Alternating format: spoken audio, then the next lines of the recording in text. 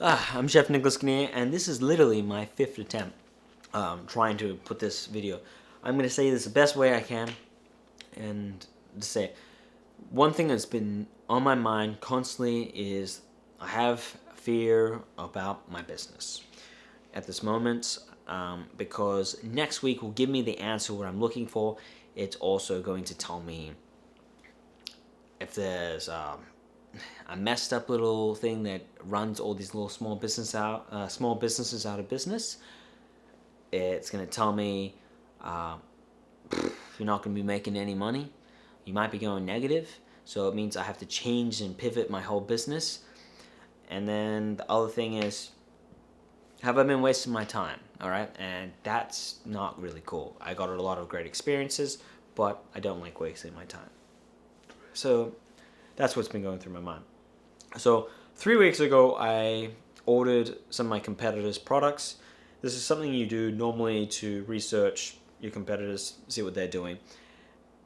I don't normally do this. I don't really care for it. I usually just pay attention to what I'm doing and how to improve and whatnot.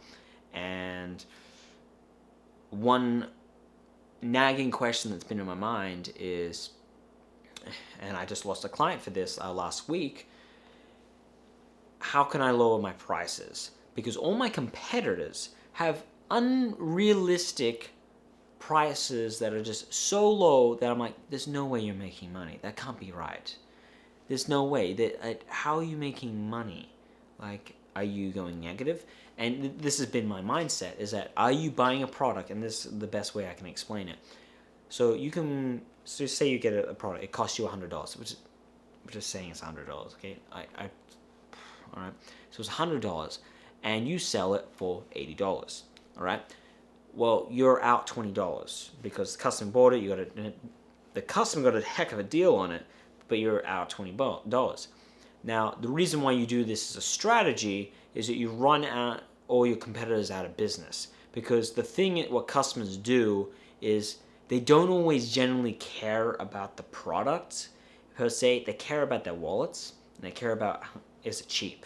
All right, so that's what drives them to it in the first place. I'm like, oh, this is cheaper, I'm gonna go this. Even though you've got a far superior product, it doesn't really matter. It's about, how can I save my dollars? And yeah, I can have a little suffering. It's, okay food, but I can deal with it.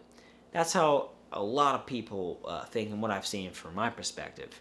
And the reason why my clients have stayed so long is because they've loved my products. They've stayed with me for 3+ years, which is awesome, and I'm very happy and glad that and grateful they do that.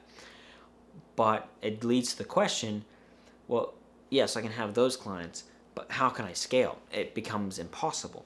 So I'm hoping, and this is what I'm hoping, and this is why it's keeping me up at night, when I receive my competitors' products, finally next week, after 3 weeks of waiting, ridiculous, I want to know the portion control.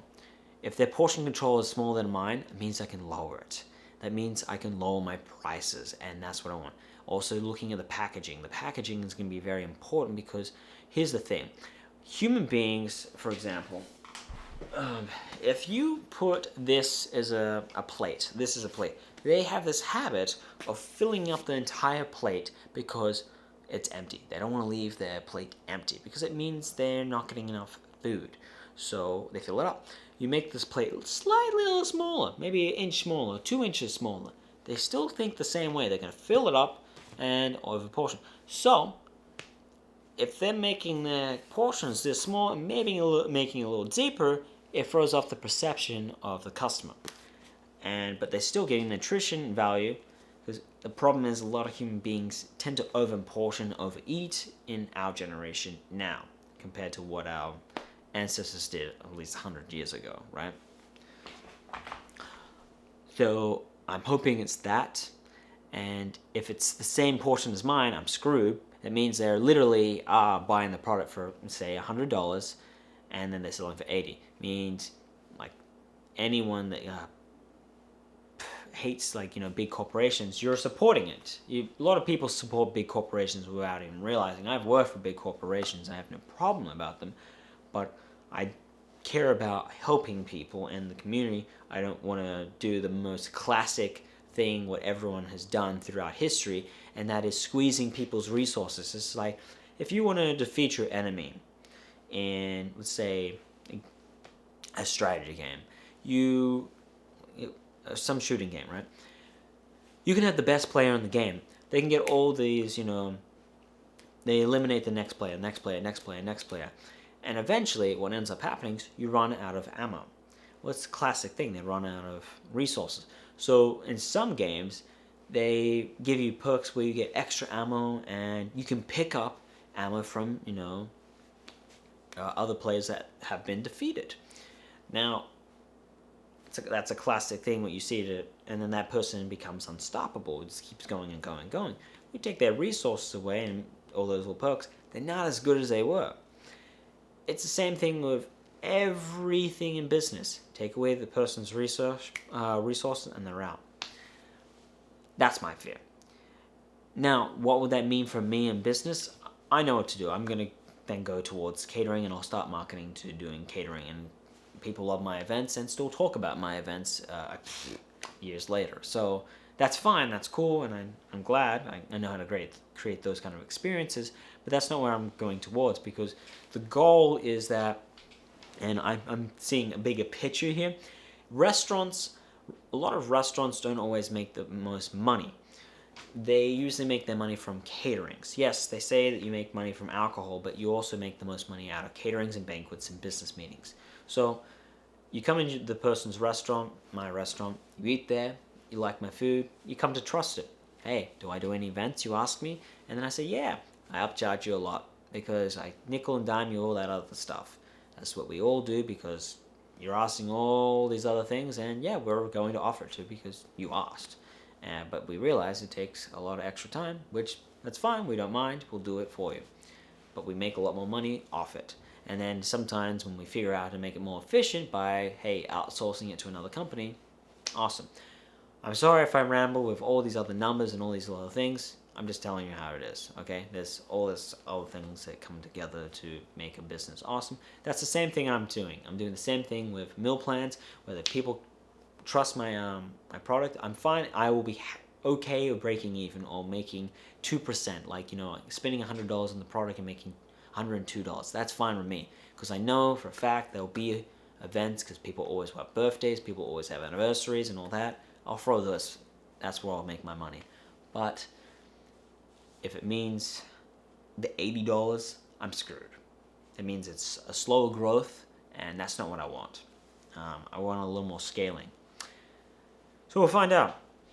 And it means you have been, as a conclusion to this whole thing, people are supporting just founders, in other words, that are just getting rich. So you're buying a cheaper product, yes, but eventually, a grocery store or some food company, a grocery or food and beverage company catches their attention to this other meal plan that's taking their business. They're going to buy them out because they don't want to spend all that money for marketing to reacquire all those customers again and give a better deal. No, it's a waste of time. It's better to buy out the founders. Well, there you go. That's how you do it. But then they'll go out of business eventually because they might shut down that business, or it'll merge into we've merged with another company, blah, blah, blah. You think that's a coincidence? No. Anyway, hope that helps you out what's going on. I'm just giving you a heads up on what's going on in my mind in business. But I'm also excited to find out at the same time. So it's a yin and yang sort of thing going here. Anyway, I'm going to leave it at that. I know most people view this because it's not very interesting to a lot of people in business. Like, why is that important? But this is what interests me. I don't know. I think there's just a lot less people into business. Yeah. I spend way too much time with money and business and numbers. I don't know, it's just fun stuff. I don't know. I mean, this is my Friday night. Like, it's literally 10:12 and people are probably partying, and I'm here in a chef coat talking to a camera and talking to you guys. What's going on? My God. That's what I do in my time. I mean, it's fun. It's fun to me.